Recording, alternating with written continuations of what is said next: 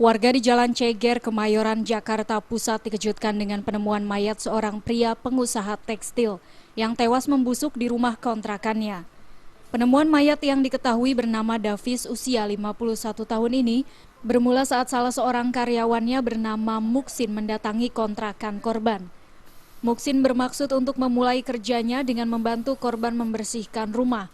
Namun setelah pintu diketuk, Muksin curiga lantaran tercium aroma tak sedap. Bersama warga dan petugas kepolisian, Muksin kemudian membongkar pintu dan mendapatkan majikannya sudah tak bernyawa di dalam kamar dengan posisi tertelungkup. Jam saya datang, biasanya kan jam 10. Ya. Saya buka, dia kan kupingnya paling tajam.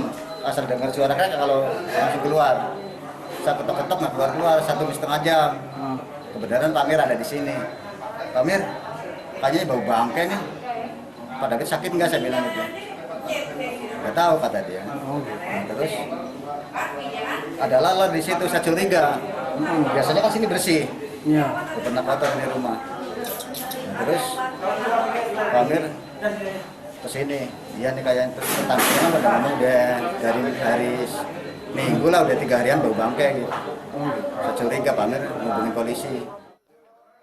Jasad korban lalu dievakuasi dan langsung dibawa ke Rumah Sakit Cipto Mangunkusumo, Jakarta untuk memastikan penyebab tewasnya korban. Pihak kepolisian sendiri masih belum dapat memastikan penyebab kematian korban dan saat ini kasusnya ditangani pihak Polsek Kemayoran, Jakarta Pusat. Dari Jakarta, Sumantri melaporkan.